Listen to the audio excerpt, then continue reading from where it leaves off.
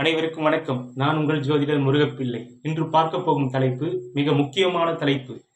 இந்த தலைப்பை ஆதித்ய குருஜி, என்னுடைய குருநாதர் ஆதித்ய குருஜியை இதுவரை விளக்கியதில்லை. அது போன்ற ஒரு முக்கியமான நுணுக்கத்தை இப்பொழுது உங்களுக்கு சொல்லுகிறேன். அதுதான், லக்னம் என்பது வேறு, லக்ன புள்ளி வேறு, வித்தியாசம். லக்னம் என்பது வேறு, லக்ன புள்ளி என்பது வேறு. அதற்கும் லக்னத்திற்கும் லக்ன புள்ளிக்கும் உள்ள வித்தியாசம் என்ன என்பதை இப்பொழுது உங்களுக்கு விஞ்ஞான ரீதியாக விளக்குகிறேன். நன்றாக பாருங்கள். கடக லக்னம், லக்ன புள்ளி 26. லக்னம் என்பது இது ஒரு கற்பனை கோடு. இது ராசி கட்டம் 30 டிகிரிகளாக கொண்டு ஒவ்வொரு ராசியும் கற்பனை கோடுகளாக பிரித்து இருக்கிறார்கள். இந்த பூமியை சுற்றி, இது பூமி என்று வைத்துக் கொண்டால், இந்த பூமியை சுற்றி உள்ள இடத்தை ஒவ்வொரு பகுதியும் அது ஒரு ராசி என்று 12 பிரிவாக பிரித்துள்ளார்கள். இது கற்பனை கோடு. அப்போ இது கடக ராசியாக வந்து விடுகிறது. அதே இடத்தில் இது கடக லக்னமாகவும் வந்துவிடும். எப்பொழுது வரும் என்றால், இந்த லக்ன புள்ளி இங்கு 0 டிகிரியில் முதல் இங்கு 1 டிகிரி 0 டிகிரியில் உள்ளே நுழையும் பொழுதே கடக ராசி கடக லக்னமாக நாம் கணக்கில் எடுத்துக் கொள்கிறோம். அப்ப லக்னம் என்பது இந்த கடக ராசியில், அந்த கடக ராசியில் இந்த லக்ன புள்ளி உள்ளே நுழைவது. அப்போ பூமி சுழன்று கொண்டே இருக்கும் பொழுது,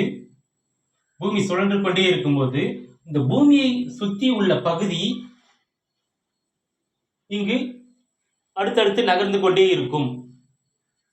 அப்ப அந்த பகுதி நகரும் பொழுது 0 டிகிரியில் உள்ளே அந்த பகுதி நுழையும் பொழுது அந்த குழந்தை 0 டிகிரியில் அந்த லக்ன புள்ளி ஒரு குழந்தை பிறக்கிறது என்றால், அந்த லக்ன புள்ளி இங்கு 0 டிகிரியில் அமர்ந்து என்றதால் அது கடக ராசியில் கடக லக்னம். லக்னம் என்றது மூளை. அப்ப லக்ன புள்ளி என்பதை நீங்கள் மூளையாக கருத வேண்டும். லக்னம் என்பது இடம். லக்னம் என்பது இந்த ராசி கட்டத்துடைய அந்த இடம், கடக ராசி கட்டத்துடைய இடம். அதை தான் நம் லக்னம் என்று இந்த மூளை அந்த இடத்தில் பிறக்கும் பொழுது, அந்த கிழக்கு அடிவானில் எந்த ராசி உதயம் ஆகிக் கொண்டிருக்கிறதோ, அது எந்த புள்ளியில் உதயம் ஆகிக் கொண்டிருக்கிறது, அந்த லக்ன புள்ளி, அந்த மூளை எந்த இடத்தில் உதயம் ஆகிறது, நடுப்பகுதியிலா இல்லது கடைசி முடிகிற பகுதியில அந்த குழந்தை பிறக்கிறதா, அந்த குழந்தையுடைய மூளை அந்த குறிப்பிட்ட அந்த 2 மணி நேரத்தில். அப்போ லக்ன புள்ளி என்பது அந்த குழந்தையுடைய மூளையை குறிப்பது. லக்னம் என்பது அந்த இடத்தை குறிப்பது. அந்த கடக ராசி முழுக்கும் அந்த கடக லக்னம் தான், கடக ராசி தான்.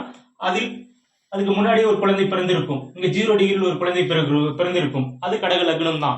1 டிகிரியில் ஒரு குழந்தை பிறக்கும், அது கடக லக்னம் தான். இங்க 26 டிகிரியில் விஜய் பிறந்திருக்கிறார், அதுவும் கடக லக்னம் தான். அப்ப 29 டிகிரி வரை, இங்க 30 டிகிரி கொண்டிருந்த இதுவரை கடக லக்னமே தான். அந்த மூளை குழந்தைகள், அந்த மூளை அந்த லக்ன புள்ளி நகர்ந்து கொண்டே இருக்கும். அந்த காலகட்டத்தில் அந்த லக்னத்துக்குள்ளே அது பிறந்து விடுகிறது, அந்த மூளை. அப்போ அந்த லக்னம் என்பது ஒண்ணுதான். லக்ன புள்ளி அந்த மூளை மட்டும் அந்த கடைசி பகுதியில் பிறகுறதா, முதல் பகுதியா, நடுப்பகுதியில் அந்த மூளை அந்த குழந்தை பிறந்திருக்கிறதா என்பதை அந்த பூமி சுற்றுவட்ட பாதைக்கு ஏற்ப நாம் புரிந்து கொள்ள வேண்டும். அப்ப குருவுடைய பார்வை அந்த லக்னத்துக்கு விழுகிறது. 23 டிகிரி இருந்தாலும் இந்த ராசியில் 23 டிகிரி புள்ளியில் விழுந்து அது இந்த ராசிக்குள்ளும் விழுவதால் இது லக்னத்தின் மீதும் விழுகிறது என்று அர்த்தம், அந்த குழந்தை பிறந்ததுடன். அப்ப லக்ன பாவகம் சுபத்துவம் என்பது அந்த ராசி கட்டத்தில் குருடைய ஒளி பட்டாவே அந்த லக்னத்தில் பிறந்திருந்தால் அந்த குழந்தை அது லக்னத்துக்கும் விழுகிறது என்று அர்த்தம். லக்னமும் சுபத்துவம் என்று அர்த்தம். இந்த புள்ளிக்கு தான் பட வேண்டும் என்றது கிடையாது.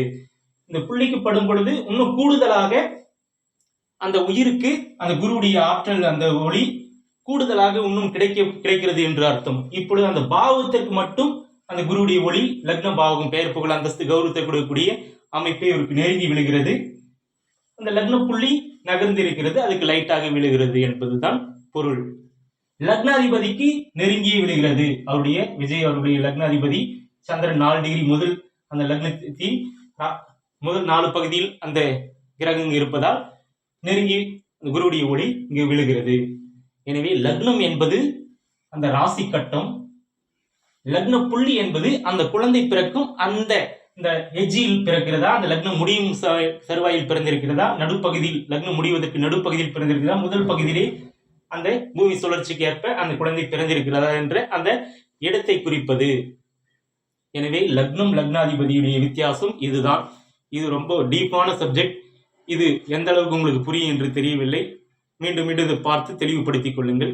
எல்லோரும் நன்றாக இருப்பீர்கள். வாழ்க வளமுடன்.